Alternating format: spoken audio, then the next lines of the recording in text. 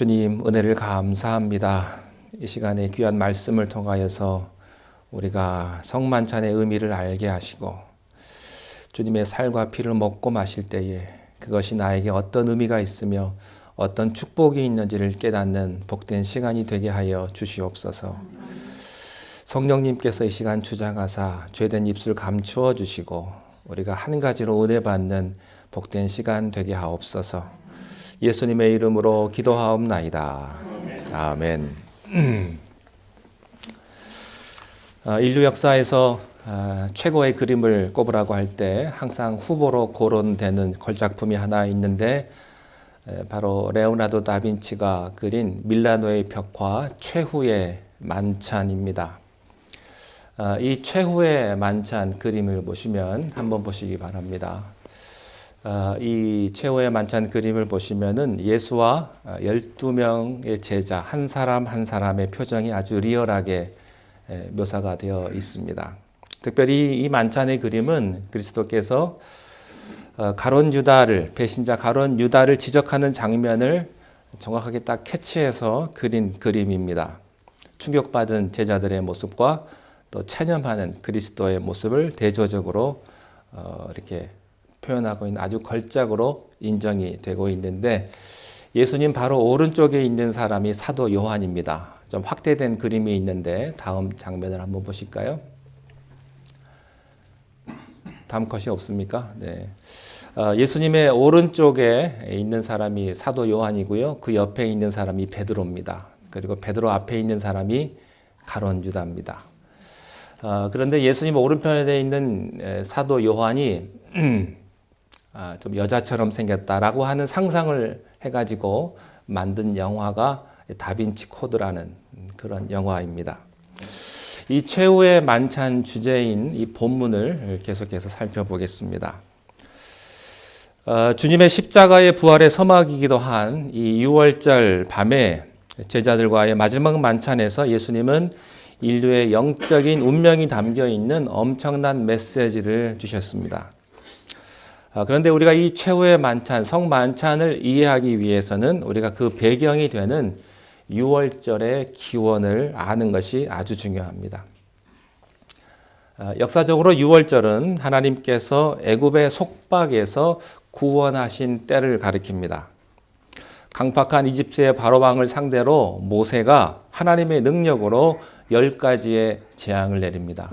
피, 개구리, 이, 파리, 악질, 독족, 우망, 그 다음에 메뚜기, 암흑, 그리고 마지막 10번째 재앙은 바로 장자의 죽음이었습니다. 그것은 이스라엘 장자뿐만 아니라 모든 애굽에 있는 집안의 장자들을 죽음의 천사가 지나가면서 죽였던 그런 무서운 재앙이었죠. 다음 장면 한번 볼까요?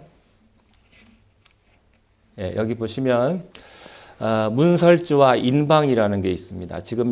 지금도 애굽에 가면 이런 문의 구조로 되어 있는데 그날 밤에 이스라엘 백성들만 모세의 지시로 문설주와 그 주변에 어린 양의 피를 발랐습니다.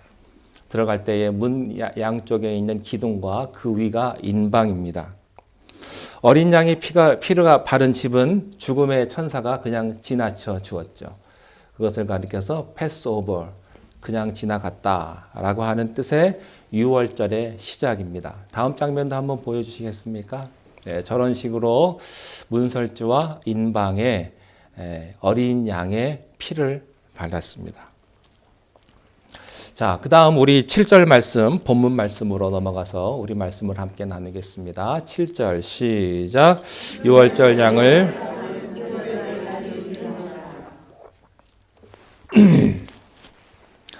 여기 이 무교절, 6월절 같은 말입니다. 왜 무교절이냐? 6월절에는 무교병을 먹었기 때문에 무교절이라고도 이렇게 하는 같은 개념인데 이때는 누룩 없는 빵, 무교병을 먹는 절기입니다. 왜 누룩이 없는 빵을 먹느냐 하면 이스라엘 백성들이 애굽에서 탈출을 할 때 너무 급해가지고 아직 발효도 되지 않은 반죽이 담긴 떡 반죽을 그릇 통째로 옷에 싸서 나왔습니다. 그래서 6월절을 지킬 때마다 그때의 긴박한 상황을 되새기면서 이스라엘 사람들이 누룩 없는 빵을 기념하면서 먹는 것입니다. 그리고 7일 동안은 또 여행자의 옷을 입어보기도 합니다. 누룩 없는 빵을 먹고 그리고 또 하나 어린 양을 잡아가지고 그 어린 양 잡은 것을 가지고 성전에 가서 하나님 앞에 그 피로 제사를 드리고 그런 다음에 그 어린 양을 먹게 됩니다. 그리고 포도주 4잔을 먹습니다. 이것이 6월절의 스탠다드입니다. 누룩 없는 빵을 먹고 제사를 드리고 고기를 먹고 포도주를 마셨던 그런 일종의 스탠다드가 지금까지도 진행되고 있는 것입니다. 이 6월절이 바로 그리스도로 오신 예수님의 십자가를 묘사한 것입니다. 흠없는 어린 양은 죄 없는 예수님을 가리키는 것이고 문설주에 바른 피는 우리를 구원하시는 우리를 위해서 피를 흘리신 예수님의 보혈을 가르치는 것입니다. 어린 양의 피가 이스라엘 장자들의 목숨을 살려냈듯이 예수 그리스도의 피가 우리를 구원하신다고 하는 뜻입니다. 그런데 이 예수님의 십자가의 사건이 정확하게 6월절 절기와 맞추어서 그때에 일어나게 되는 것입니다. 6월절 성만찬은 굉장히 중요합니다. 주님 보시기에도 이게 굉장히 중요한 것이었습니다. 그래서 예수님께서는 이것을 그냥 맞이하지 아니하시고 제자들에게 성만찬을 준비를 시키셨습니다. 베드로와 요한이 아마 제일 말을 잘 듣고 또 일을 잘하는 제자였던 것 같습니다. 그래서 베드로와 요한을 시키셔가지고 6월절 만찬을 준비할 장소를 마련하게 하셨습니다. 그런데 이것은 결코 쉬운 일이 아니었습니다. 왜냐하면 지금 예루살렘은 명절 대목이거든요. 요즘으로 말하면 최고의 인기 관광 명소에 그것도 베케이션 시즌에 예약도 하지 않고 워크숍 하기 위해서 어떤 한 룸을 당장 구하겠다고 하는 것과 똑같은 것입니다. 이거는 굉장히 불가능한 그런 일이었습니다. 인간적으로 보면. 그래서 제자들이 이게 말도 안 되고 기가 차가지고 예수님에게 어떻게 하면 좋겠습니까? 라고 여쭤본 거예요. 그랬더니 예수님께서 코치를 해주십니다. 이렇게 가면 성 안으로 물동이를 메고 가는 사람을 만날 것이다. 헬라어 성경에 보면 그 뜻이 좀 더 명확하게 되어 있는데 정확하게 물동이를 메고 가는 남자를 만날 것이다. 이렇게 표현되어 있습니다. 이 말은 왜 우리가 좀 문화적으로 이해할 필요가 있냐면 그 당시 물동이는요. 여자가 매지 남자가 매지 않았습니다. 아무리 아내를 사랑하고 에티켓이 좋은 남자도 그 당시 여자들이 매는 물동이들을 대신 매주는 남자는 존재하지 않았습니다. 그러니까 물동이를 맨 남자는 굉장히 희귀종이었기 때문에 찾기가 쉽다는 거예요. 그래서 그 남자를 따라가면 우리 12명, 13명이 넉넉하게 앉을 수 있는 큰 방, 다락방을 준비해 줄 것이다. 그랬더니 주님 말씀대로 가보니까 그런 세팅이 다 준비되어 있었습니다. 여러분, 세상 스케줄이 항상 바쁘고 복잡합니다. 6월절을 지킬 만한 이 영적인 시간을 가질 만한 틈이 나지 않아요. 그러나 주님께서 아무리 바빠도 우리에게 원하시는 어떤 영적인 이벤트가 있습니다. 사건이 있다는 거예요. 그걸 우리는 주님의 음성을 듣고 순종을 해야 합니다. 여러분이 아무리 바쁘고 아무리 시간이 없어도 기도하라고 부르실 때가 있습니다. 그때 여러분이 아무리 복잡하고 힘들어도요. 기도에 나가셔야 되고요. 예배 참석하셔야 되고요. 하나님 만날 수 있는 시간을 여러분들이 잡으셔야 합니다. 그러면 거기에 축복의 만찬이 준비되어 있는 것입니다. 이 제자들은 6월절 만찬을 통해서 2000년 동안 교회가 잊지 못할 엄청난 의식을 그들이 배우게 되는 것입니다. 자, 15절로 넘어가겠습니다. 15절을 함께 읽겠습니다. 시작. 이르시되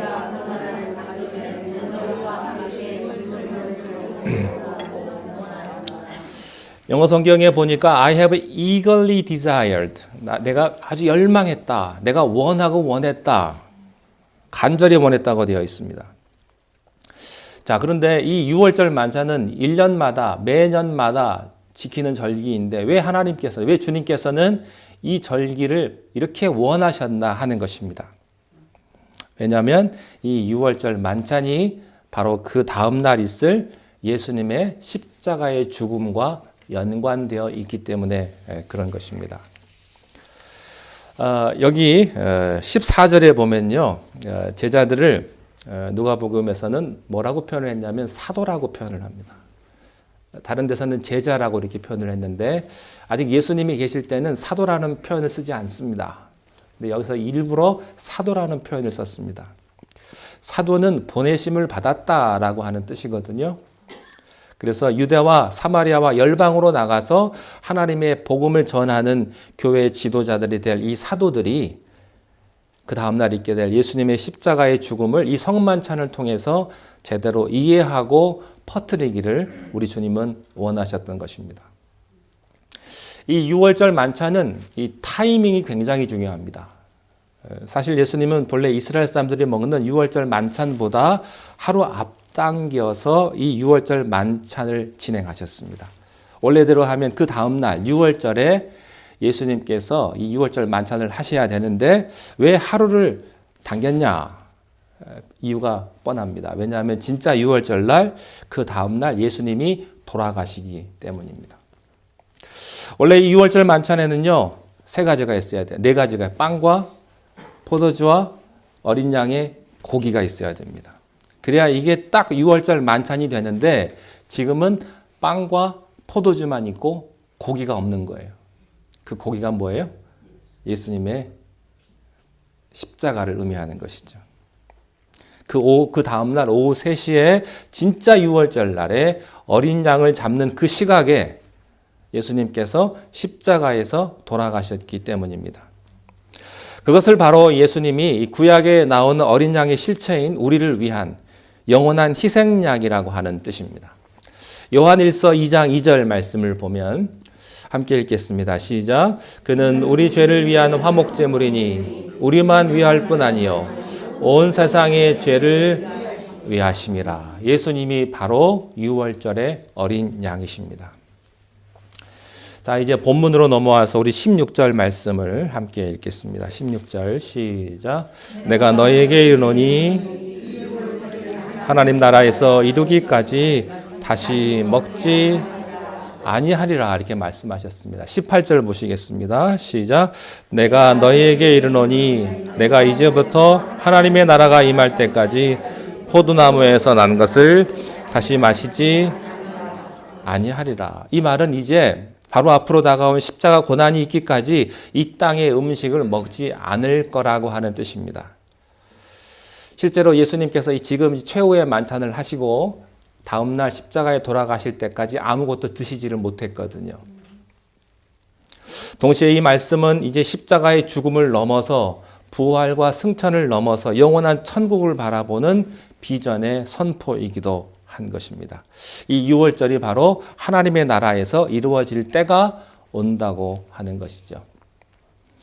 출애굽의 그 문설주의 어린 양의 피를 바른 것을 통해서 모든 이스라엘 사람들이 진노의 칼을 피해서 살아났듯이 하나님의 백성들이 십자가의 보호를 통과하고 나면 영원한 생명을 얻고 다시 살아나게 될 것이다 하는 거예요.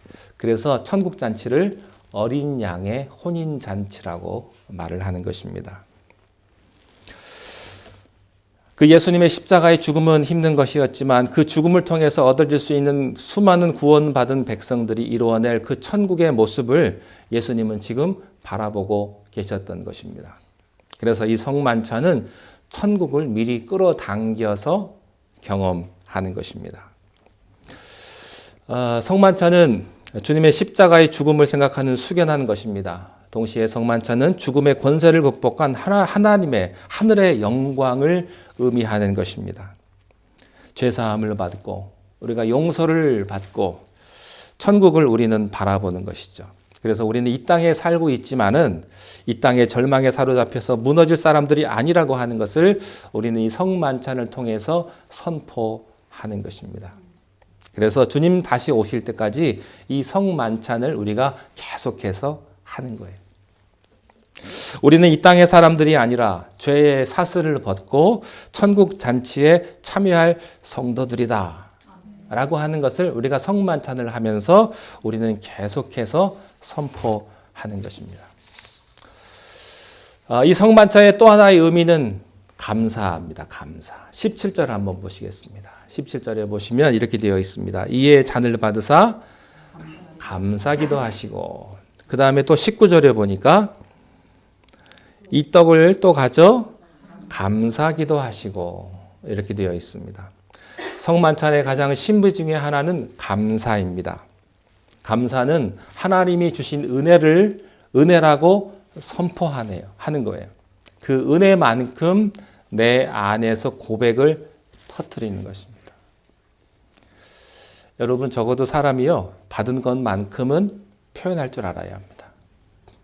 누가 뭘 하나 빌려줬어요. 그러면 땡큐 하고 그 정도 하고 끝나지만, 여러분, 누가 여러분들에게 아주 비싼 차를 한 대 사줬어요. 그러면 땡큐 그러고 말겠습니까? 네, 그 정도 아니겠죠. 너무 고맙다고. 네, 그렇게 하겠죠. 만약에 여러분 집을 한 채 사줬으면 어떻게 됐을까요? 이게 웬일이냐고, 고맙다고 그러지 않겠습니까?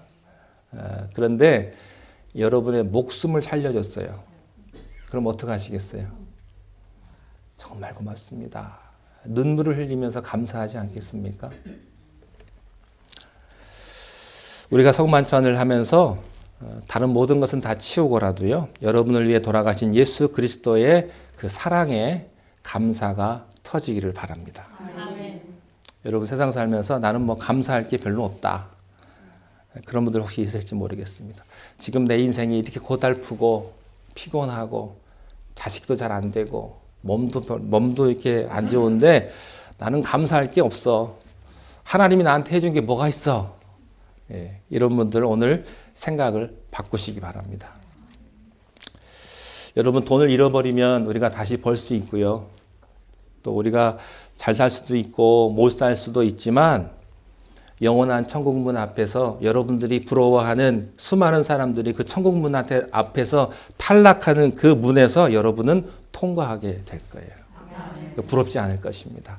그들이 여러분들을 부러워하게 될 것입니다. 왜냐하면 예수 그리스도가 여러분을 위해서 돌아가셨기 때문입니다. 그래서요, 여러분이 성만찬 앞에서 감사의 눈물이 충만하기를 바랍니다. 이때 성만찬은 갑절의 축복이 되어서 우리에게 임하는 것입니다. 이 성만찬의 또 하나의 축복은요, 또 하나의 신비는 바로 공동체입니다. 공동체. 우리 17절 다시 한번 보실까요? 17절 읽겠습니다. 시작. 이에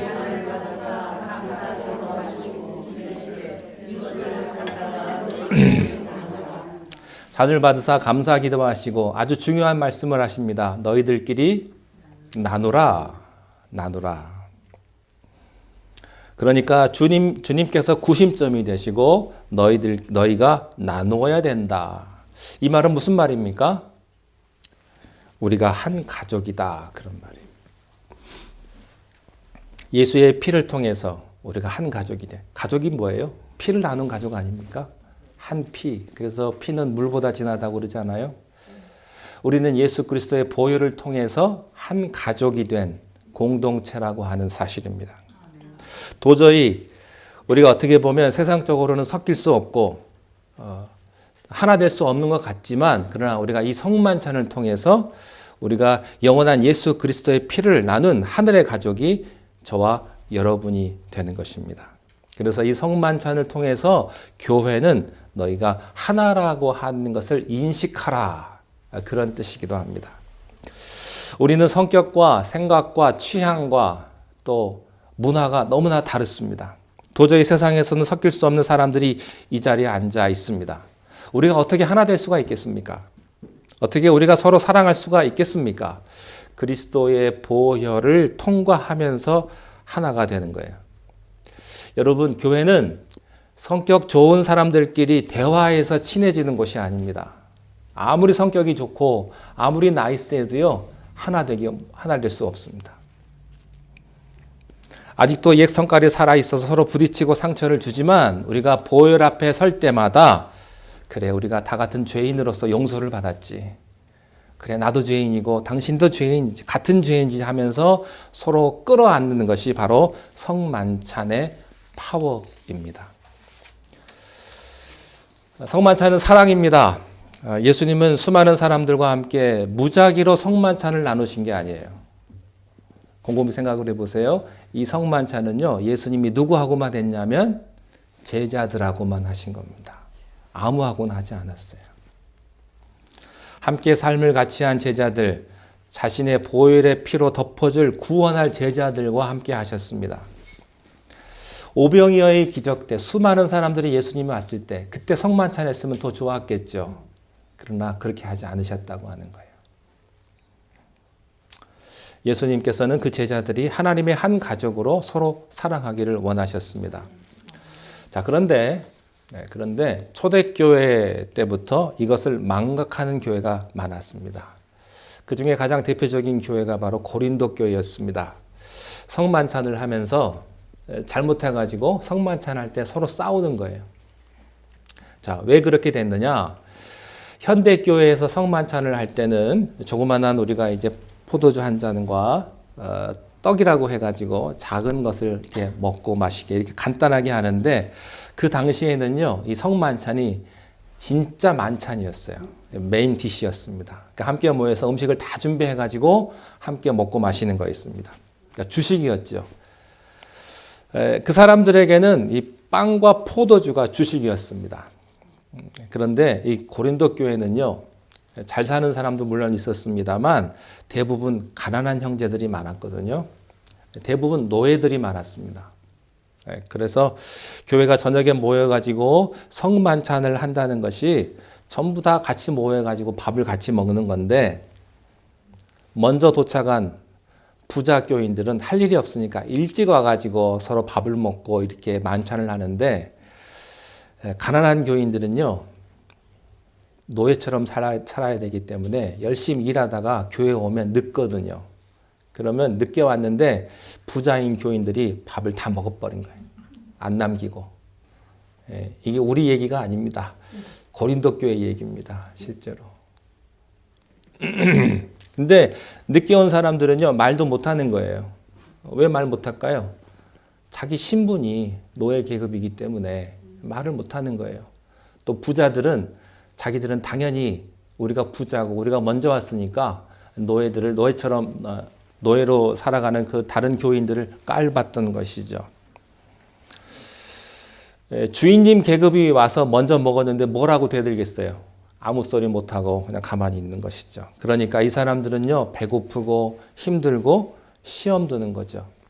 근데 이 상황을 사도 바울이 보면서 성만찬의 성격을 잃고 취지를 잊어먹는 고린도 교인들을 질책을 합니다. 그것이 바로 고린도전서 11장 21절과 22절 말씀입니다. 우리 함께 읽겠습니다. 시작. 이는 먹을 때에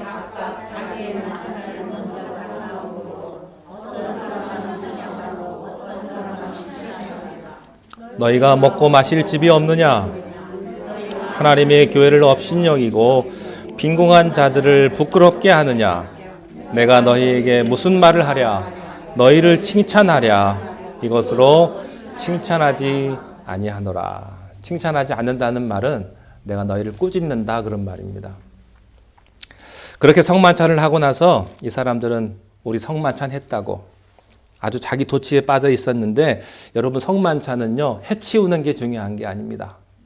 어떤 마음으로 성만찬 했느냐가 중요한 것이죠. 너희 중에서 교회가 주님의 몸인데 왜 이렇게 세상적이냐? 교회까지 와가지고 가진 자와 없는 자가 나눠서 끼리끼리 교제할 것이냐? 가난한 사람들을 무시할 것이냐? 그게 교회냐? 거기에 사랑이 있느냐?